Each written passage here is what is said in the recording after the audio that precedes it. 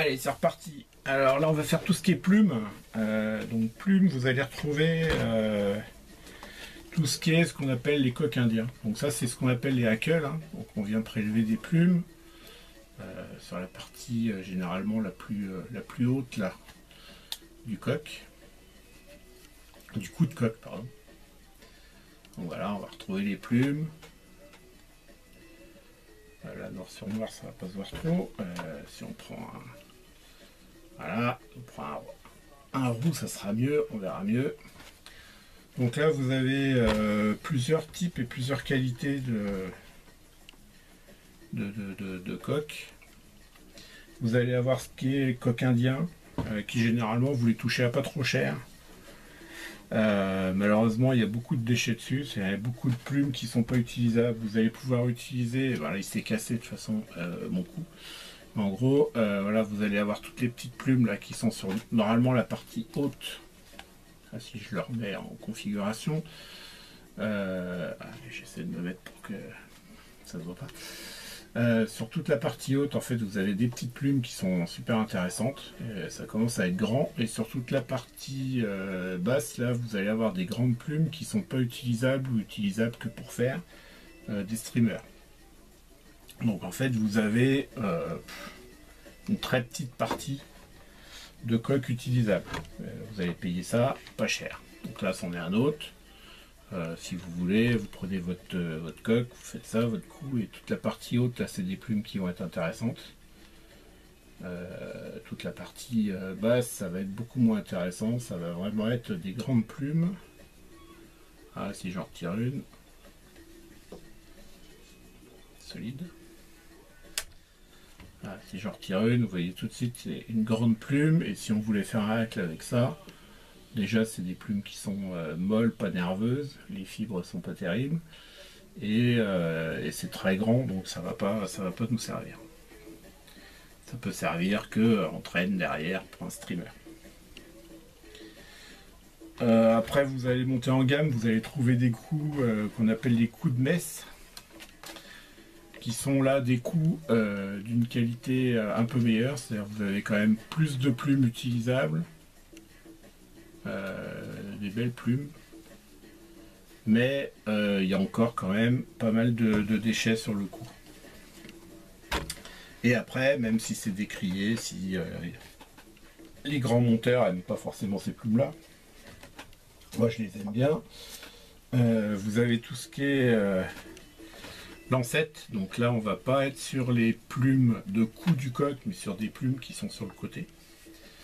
Donc ça va être des plumes comme ça, qui là par contre sont très intéressantes parce qu'elles sont très grandes et elles sont calibrées. C'est-à-dire que sur une lancette que vous allez prendre, qui va vous permettre, bon là c'est une petite, qui va vous permettre de faire une collerette sur par exemple un hameçon de 14, bah, vous allez pouvoir sur toute la longueur de la lancette faire des mouches en hameçon de 14. Donc c'est pas mal. Là c'est pareil, vous avez toutes les couleurs possibles et inimaginables. Moi je conseille un grizzly. Donc grizzly c'est les blancs tachetés noirs, qui est pas mal utilisé, qui donne un bel effet. Si vous pouvez avoir un roux, c'est pas mal. Et on va dire soit miel. Donc, miel ça va être une couleur comme celle-là, soit quelque chose qui tire sur le noir ou l'olive, ça peut être bien aussi. Ça permet de faire des belles mouches. L'avantage aussi de ces plumes là, c'est que vous pouvez les acheter par, je crois que c'est par 4 ou par 6. Donc si vous voulez monter principalement du 16, du 14, du 12, vous pouvez en prendre 4 ou 6 enfin 4 fibres, et avec 4 fibres vous montez déjà pas mal de mouches. Voilà. Dans les plumes après qui sont obligatoires d'avoir, faisan, queue de faisan. Donc pour les cerques, pour le corps, tout ce qui est pheasantay, notamment en nymphe, c'est fait avec ça. On s'en sert pas mal, donc toujours en avoir. Ça c'est une obligation, il faut avoir. Chasseur. Chasseur, il vous fournit ça. Passez une commande et c'est bon. Des kills de pan. Donc ça c'est pareil. Des hurls de pan, pardon, parce que ceux-là il y a les plumes. Quand il n'y a plus de petits duvets dessus, c'est le kill. Ça c'est pareil. Il faut en avoir parce que ça rentre dans la composition de pas mal de mouches. Le pardo. Alors pardo, c'est une super belle plume. Celui-là. Voilà, c'est une plume très jolie qui a des jolies fibres très raides, très réactives. On s'en sert pour faire les cerques, donc les queues des mouches. L'inconvénient de ces plumes-là, c'est que ça coûte la peau du dos, pas dire autre chose. Et voilà, et donc c'est un petit peu embêtant. On en a diverses couleurs. Moi perso, j'en utilise plus. J'ai remplacé ça par un matériau synthétique. Je n'utilise plus ou très peu. J'ai remplacé ça par un matériau synthétique que vous trouvez. Donc là, je vais pas faire plaisir aux madames, mais ça marche quand même bien. C'est les pinceaux de maquillage comme ça. Donc là, l'avantage, c'est que vous prélevez autant de fibres que vous voulez. C'est suffisamment raide parce que vous allez utiliser vraiment qu'une petite partie du pinceau et à chaque fois vous allez prendre très très peu de poils. Donc avec un pinceau comme ça, vous avez le temps de voir venir. Donc, piquez ça dans la boîte à madame et essayez de trouver un truc qui a quand même un petit peu de raideur et puis qui soit dans une couleur blanche, blanche avec le bout noir ou blanche tout simple. Ça sera très bien. Autre élément important et obligatoire à avoir, les culs de canard. Culs de canard qui rentrent dans un nombre incalculable de montages. Donc c'est forcément à avoir dans sa boîte. Là c'est pareil, vous allez en trouver toutes les couleurs. Restez dans le naturel. Prenez du blanc. Pour les ailes c'est nickel. Prenez du marron, ça peut être très bien. Vous pouvez essayer de prendre aussi, si vous avez la possibilité, de l'olive et du jaune. Pourquoi? Parce que comme on s'en sert pour faire aussi les corps et que c'est un matériau flottant, quand on fait une éphémère jaune, autant faire le corps directement avec ça. Et ça marche très très bien. Et c'est vraiment un matériau à avoir dans sa boîte. Derrière, on va retrouver ce qu'on appelle le substitut de condor. Alors, le condor étant une espèce protégée, on n'a pas le droit de prélever. J'essaie d'ouvrir un peu. Donc, le substitut de condor, ça va se retrouver, c'est des grandes plumes en fait, qui sont coupées. Hein. On en a avec des petits bouts, je crois que c'est de la dinde de mémoire qui remplace, qui est teintée. Et là, en fait, vous allez venir prélever, enfin, on va venir prélever juste une fibre qu'on va ôter et qu'on va attacher, enrouler autour de l'hameçon pour figurer le corps. Donc ça va donner les anneaux, et suivant le sens d'enroulement, on va refaire sortir des barbules ou pas qui vont donner le caractère annelé du corps ou un corps lisse. Donc ça dépend aussi, comme on parlait tout à l'heure pour le tincelle, c'est un truc à faire attention quand on commence à monter. On voit qu'il y a une petite bordure, un petit liseré sur un des côtés de la plume. Donc suivant si on veut le faire sortir ou qu'on ne veut pas faire sortir les barbules, on va positionner son hurl d'une manière ou d'une autre. C'est à avoir, mais c'est pas une obligation, on n'utilise pas tant que ça. Le canard malard ou sarcelle. Moi, je ne le vire pas de la pochette, on gagnera du temps. C'est des plumes, alors je sais pas où ça se voit le mieux, qui sont tachetées. On en voit souvent au bord des étangs quand on se balade. C'est des plumes qui sont donc tachetées noir et blanc. Bien utile pour faire des ailes. Ramassez ce que vous trouvez et ça sera bon. C'est pas la peine d'en avoir des tonnes, mais quand vous en avez 4-5, vous allez vous balader au bord d'un étang où il y a des canards au moment où ils les perdent là, et vous allez en récupérer 4-5 très rapidement. Les flancs de canne, sarcelles, ou malard d'ailleurs, ça marche aussi. Les flancs de canne, c'est très utile pour une mouche. La plus réputée, c'est la peute, qui est vraiment une bonne mouche à faire, et on la fera. Faut pas des super grands modèles. Faut plutôt des petits modèles de flanc de canne. C'est pareil, si vous pouvez récupérer directement auprès d'un étang, enfin sur un étang ou auprès de chasseurs, allez-y, fournissez-vous.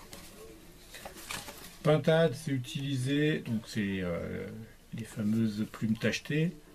C'est utilisé dans le montage de certains streamers, mais je considère que c'est pas la peine d'investir là-dedans. Pas pour l'instant en tout cas. Perdrix. Alors perdrix, c'est pareil, il y a tout un tas de plumes sympas à récupérer. Là, vous embêtez pas, c'est pareil, vous allez voir un copain chasseur, il vous file une perdrix, quand il l'a plumé, il vous file toutes les plumes, vous triez un peu, vous en faites une petite pochette, et vous avez de quoi travailler pendant un petit moment. Faisan doré, vous allez avoir ces plumes là, c'est pareil au début, achetez pas, ça rentre dans la composition de quelques mouches, mais je pense pas que ce soit utile de vous approvisionner au début. Autruche, ça peut être sympa d'en avoir une. Moi j'en ai en olive, et puis j'en ai une en gris. Honnêtement, ça peut être sympa. Je m'en sers un petit peu quand même. Après, moi j'en ai pas mal que j'ai acheté. Les olives là, je les ai toutes achetées en loisirs créatifs. C'est des plumes qui sont utilisées en décoration. Si vous avez un élevage d'autruches pas loin, vous pouvez les appeler, mais maintenant ils ont compris le filon, ils les vendent. Et puis la dernière plume que je vais présenter, c'est les plumes de marabout. Donc c'est des plumes très touffues, mais qui sont utilisées pour faire des streamers. Donc quand elles sont mouillées, elles sont beaucoup moins volumineuses, mais apportent beaucoup de vie au montage. Utile que si vous faites du streamer, sinon c'est inutile. Donc je dirais que dans tout ce qu'on va monter nous au début, c'est pas la peine. On verra ça par la suite. Mais ouais, c'est pas dans les priorités. On va passer aux fourrures. Je débarrasse un petit peu parce que sinon ça va être vite le bazar. Fourrure. Donc fourrure. On va trouver du lapin. Lapin, ça peut être utilisé pour tout ce qui est corps, mais plutôt nymphe parce que ça prend la flotte. Donc pareil, je dirais pas pour l'instant, pas utile. Après, c'est pas ce qu'il y a de plus compliqué à trouver. Lapin, vous allez aussi le trouver en bandelettes, ce qu'on appelle les rabbit strips. Donc ça se présente comme ça, hein, c'est des petites bandelettes. Pareil, on utilise ça pour des streamers, parce que le lapin donc prend l'eau, mais ça apporte de la vie, c'est un poil qui est quand même assez souple. Donc si on fait des streamers, alors normalement c'est prévu d'en faire quelques-uns, mais pas tout de suite. Ça sera en fin dans les dernières séances, donc vous n'êtes pas obligé de vous fournir là-dedans. Le lièvre, intéressant. Alors là c'est une peau de lièvre. On n'utilise généralement que le poil vraiment long. Là il faut virer toute la bourde dedans. Il peut être intéressant d'en avoir une petite peau. Sinon, acheter un masque ou donc c'est la tête du lapin ou uniquement les oreilles de lièvre, ça marche très bien aussi. Chevreuil. Alors chevreuil, oui, chevreuil. Bon, je vais vous montrer ce que j'ai, moi. J'en ai pour un petit moment. Donc voilà.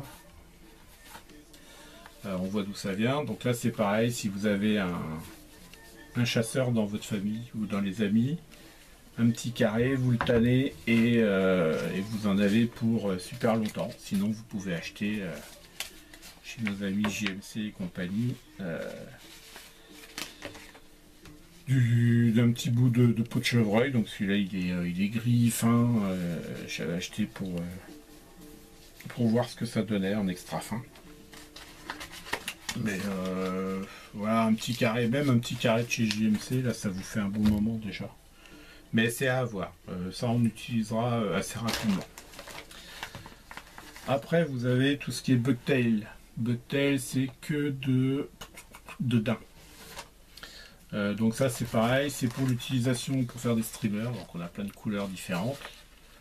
Au début, c'est pareil. On n'utilisera pas. Donc achetez pas. Ça sert à rien pour l'instant. Et puis si vous achetez, voilà, il y a des sachets comme ça avec il y a 6 coloris dedans, je crois. Ça permet de recourir à toute éventualité.